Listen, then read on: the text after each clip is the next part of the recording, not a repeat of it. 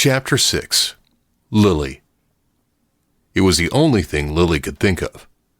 The wolf shifters the kids had seen were definitely watching her. She'd been stupid to think that they would not follow her. They were willing to make trouble anywhere and at any time. When Natalie described the three men, Lilly knew exactly who they were. No doubt they had been sent by the other two who were still probably waiting at her apartment.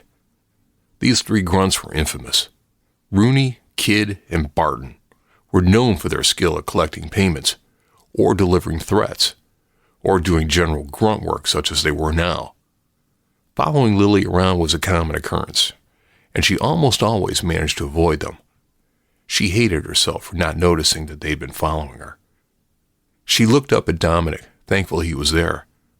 Honestly, she was more thankful for the mating bond that made this whole act feel possible.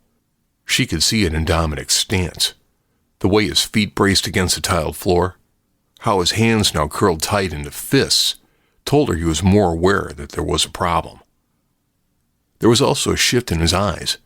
His nose flared and his jaw twitched. She raised her eyebrows at him now, hoping he would jump in and start playing the part. He did. Trevor, she's right.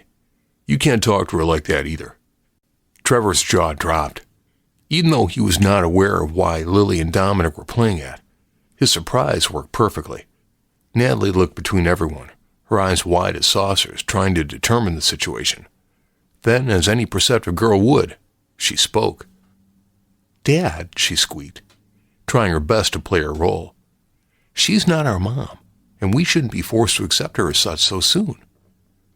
Lilly saw Dominick flex his hand before he moved it from his side to pinch the bridge of his nose. "Nat," he said. Slamming a jar of baby food on the belt, Lilly said, "No, Dom, it's fine. I understand." "Listen, kids, do it for your babysitter, if not for your mother and I. Dustin is one of you, and this type of fighting shouldn't happen in front of him."